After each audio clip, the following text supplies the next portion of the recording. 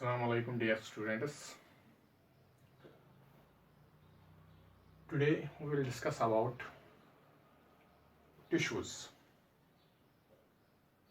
mainly plant tissues.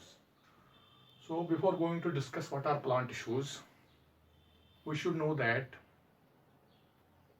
what is a tissue. आखिर tissue होता क्या है? What is a tissue? How can you define a tissue? All of you know that tissue is a group of cells. A group of cells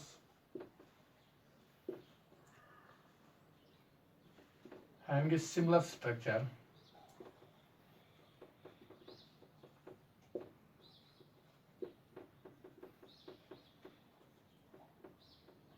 having a common origin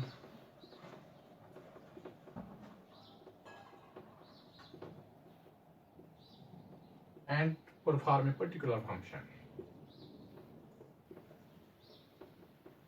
Perform a particular function.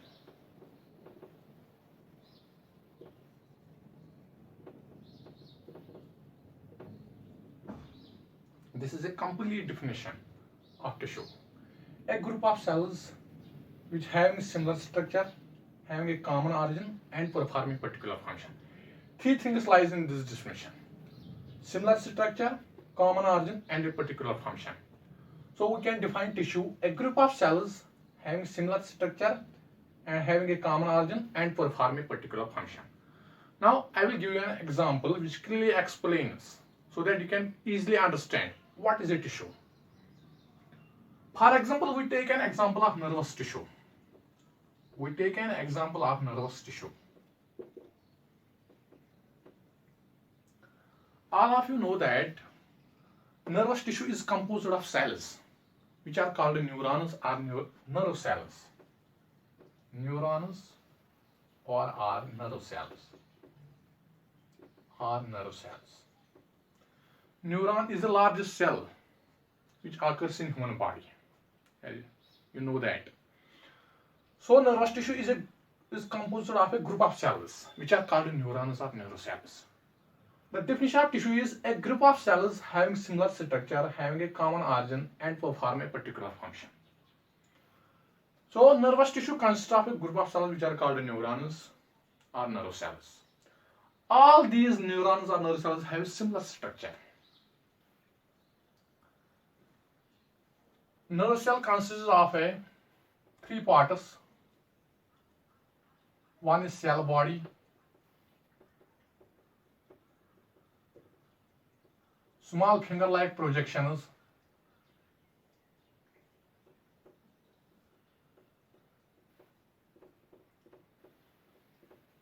which are called dendrons, or you can say that dendrons. From the base of this cell body arises a cylindrical structure, which is known as axon. So the structure of neurons and nerve cells is just like this. All neurons or nerve cells consist of a spherical cell body. From this spherical cell body, which is called, or we can say that it is cell body is also called soma. From the cell body arise finger-like projections which are called dendrons or dendrites. From the base of the cell body arises a uniform cylindrical structure which is known as axon. So nerve cells or nerve cells have similar structure. All neurons or nerve cells have similar structure, just like this. Second part is all these cells originate from the germinal layer. You know that there are three germinal layers. One is ectoderm, second is mesoderm, and third is endoderm.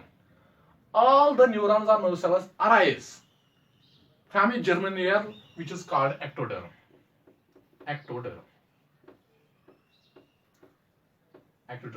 All the neuron cells or nerve cells have a common origin, means they arise mainly from the ectodermal germinal layer. So this is the second part of tissue. And third part is all the cells perform a particular function. You know that neurons or nerve cells they perform single function. What function they perform? They transmit nerve impulses from brain to the various parts of human body. And from various parts of human body, these nerve cells transmit back impulses to the brain or spinal cord.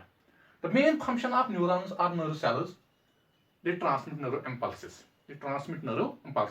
So, tissue, a group of cells having similar structure, having a common origin and performing a particular function. This is the complete definition of tissue. I have presented an example of nervous tissue here that clearly explains what is a tissue. So, a nervous tissue is composed of a group of cells which are called neurons or nerve cells. All these cells have same structure, just like these cells consist of a cell body which is spherical. From the cell body arises dendrons or dendrites. From the base of the cell body arises a uniform cylindrical structure which is known as axon. So the neurons or nerve cells have similar structure. They have a common origin, means they originate from a single germinal layer, ectoderm. All neuron and nerve cells arise from this ectodermal layer and they perform a particular function, means they transmit nerve impulses in human body. So, I hope you will understand what is a tissue.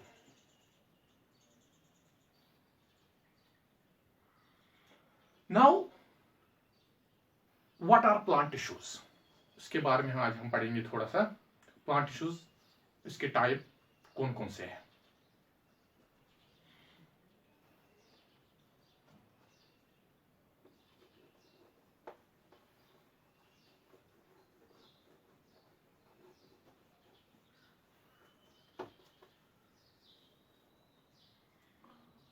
Plant tissues.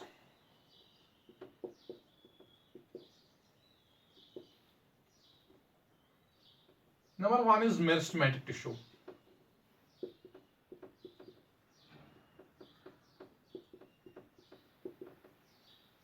It is called simply meristem. Meristem.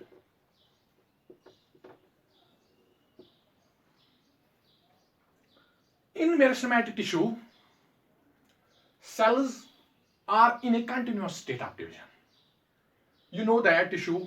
Now you know that tissue. What is tissue? It is simply a group of cells having similar structure, having a common origin and perform a particular function. You know that meristematic tissue is also composed of a group of cells. In this meristematic tissue, the group of cells present in meristematic tissue always remain in a continuous state of division.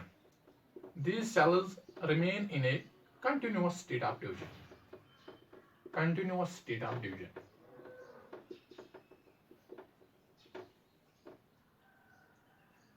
In meristematic tissue, cells always remain in a continuous state of division. That type of tissue is simply called meristematic tissue, or we can say that this is called a meristem. This is called a meristem. Now, what are the various characteristics of meristematic tissue? First one is the cells of meristematic tissue are oval. Shape of cells. Shape. Number one property or characteristic. These cells are oval, polygonal, or rounded in shape. Or rounded. This is the shape of meristematic cells. They may be oval, polygonal, or rounded. Second one is these cells contain dense cytoplasm. Dense cytoplasm. And a single large nucleus. Single large nucleus. क्या क्या होता है इनमें? इनकी जो shape होती है वो होती है oval, polygonal or rounded. Second characteristic is that these cells contain dense cytoplasm, means they contain abundant cytoplasm. And in the center of cytoplasm is present a single large nucleus in cells of meristematic tissue. Third characteristic is that the cells in meristematic tissue are compactly arranged. Cells in meristematic tissue are compactly arranged. Compactly arranged. What does this mean? Means there are no intercellular spaces present between the cells of meristematic tissue. The cells of meristematic tissue are compactly arranged, meaning there are no intercellular spaces present between them. This is the third characteristic of meristematic tissue. Fourth is the cells of meristematic tissue contain one or few vacuoles. Sometimes they do not contain vacuoles at all. This is the fourth characteristic. Means they contain, sometimes these cells contain few vacuoles. Some cells does not contain vacuoles at all. These are the various characteristics of meristematic tissue. Now, what are the various types of meristematic tissue? Meristematic tissue has been always divided into three types. This meristem is categorized into three types. One is apical meristem. Second is lateral. Third is intercalary.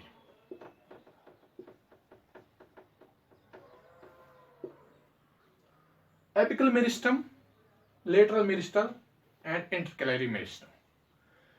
Apical meristem is always present at the tips of a plant. Means apical meristem is present at the shoot tips, or we can say that this type of meristem is present in the growing region of a plant.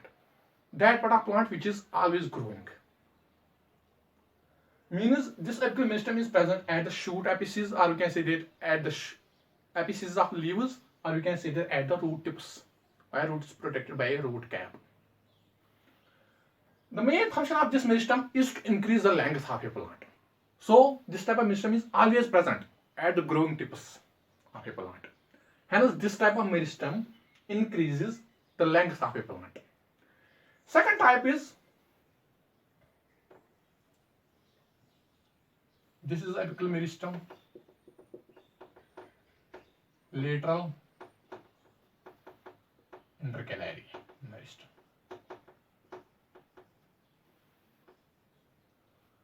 Lateral meristem is present below the apical meristem. The main function of lateral meristem is to increase the girth or diameter of stem or root. So lateral meristem, main function of lateral meristem is to increase girth, means thickness or width, or we can say that diameter of a plant parts. And third one is intercalary meristem, which increases the girth, or we can say that length of plant leaves or plant organs. Function of apical meristem is to increase the length of a plant. Second one is lateral meristem, which increase the girth or thickness of a plant, or we can say that the diameter. And the third one, which is called intercalary meristem, it increases the length of organs of a plant. Organ होते हैं plant में, leaves होते हैं, mainly fruits. This type of meristem increases the length, or we can say that girth always. Also, it increases the girth of various organs of plant. So these are the three types of meristematic tissue, which is called as meristem: apical, lateral, and intercalary meristem. Now the second type is permanent tissues. Permanent tissues have been mainly derived from this meristematic tissue. Second type जो plants में होते हैं वो होते हैं meristematic tissue, permanent tissues.